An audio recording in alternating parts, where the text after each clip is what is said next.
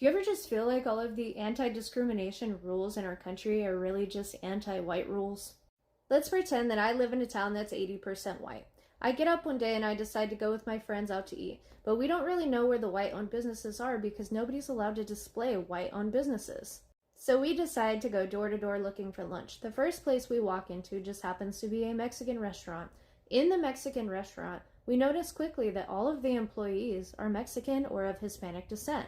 We decide that we don't want to support their business because clearly they're discriminating against the people that they hire.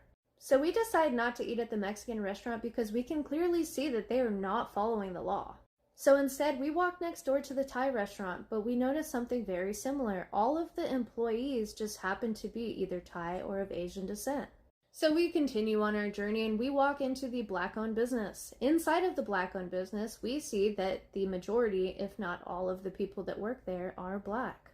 So then we stop next door at the kebab shop and we notice something very similar. So finally, we end up at a white-owned restaurant. The only reason we know that is because the owner just happened to be there. There was nothing displayed about being a white-owned restaurant. And if you saw the employees, you wouldn't know either because only about half of the employees were white, while the other employees were of different races. Quickly, we go up to the owner of the white American restaurant and ask him why he doesn't hire white American employees. And you know what he says? Because it's against the law for me to discriminate. So like we covered earlier, the town is 80% white. So in reality, the employees should also be around 80% white, right? Can somebody tell me why it's okay for other races to discriminate in our country, but we're not allowed to hire our own people?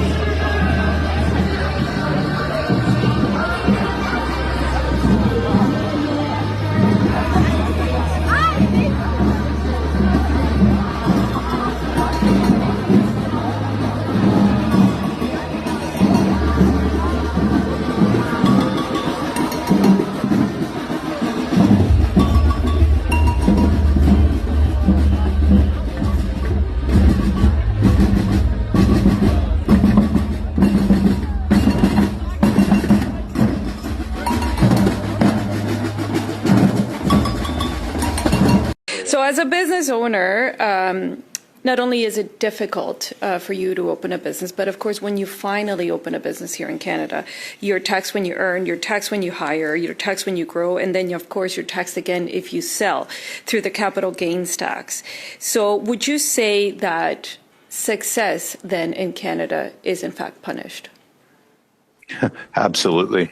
And, you know, we talk about that. You can see that in the productivity numbers, right? I mean, there's compelling documents, reports. One is through NBC Economic Strategy and Data Reports.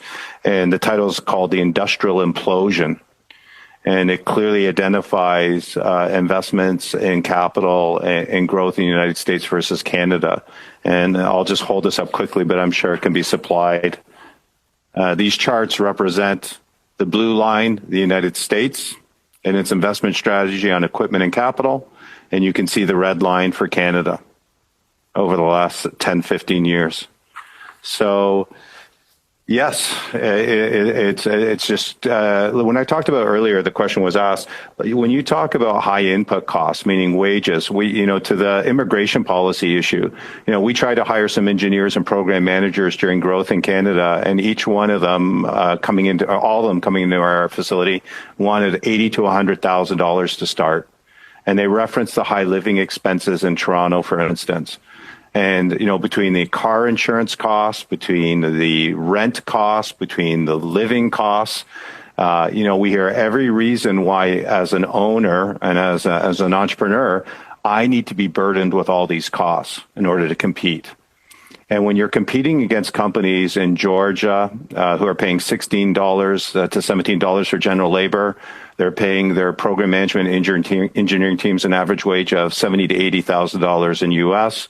Compare that to Mexico at $65,000 US dollars, and you're looking at people in Canada wanting $130,000. This just makes us completely uncompetitive. Look, guys, there's no way to sugarcoat it. Nobody likes Democrats anymore. We have no voters left because of all of our woke trans bullshit. Not even black people want to vote for us anymore. Even Latinos hate us. So we need new voters. And if we give all these illegal aliens free health care, we might be able to get them on our side so they can vote for us. They can't even speak English, so they won't realize we're just a bunch of woke pieces of shit, at least for a while until they learn English and they realize they hate us too. Allahu Akbar! Allahu Akbar! Allahu Akbar! Allahu Akbar! Allahu Akbar! Allahu Akbar! Allahu Akbar! Allahu Akbar! Allahu Akbar! Allahu Akbar! Allahu Akbar! Allahu Akbar! Allahu Akbar! Allahu Akbar! La ilaha illallah! La ilaha illallah! Muhammadur Rasulullah! Muhammadur Rasulullah! Allahu Akbar! Allahu Akbar!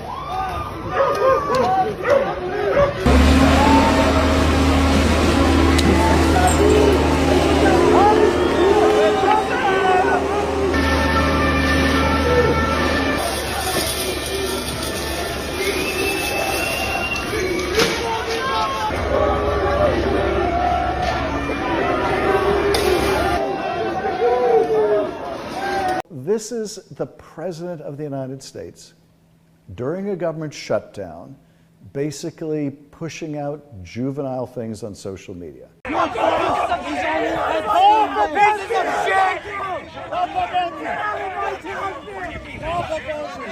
guys don't belong here! Go back to the fucking South where you belong! Fuck you! You are protecting pedophiles! You are protecting the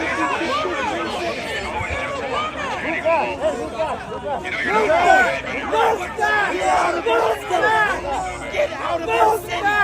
Get out of our state! Get out of here, bitch! Get out of our state!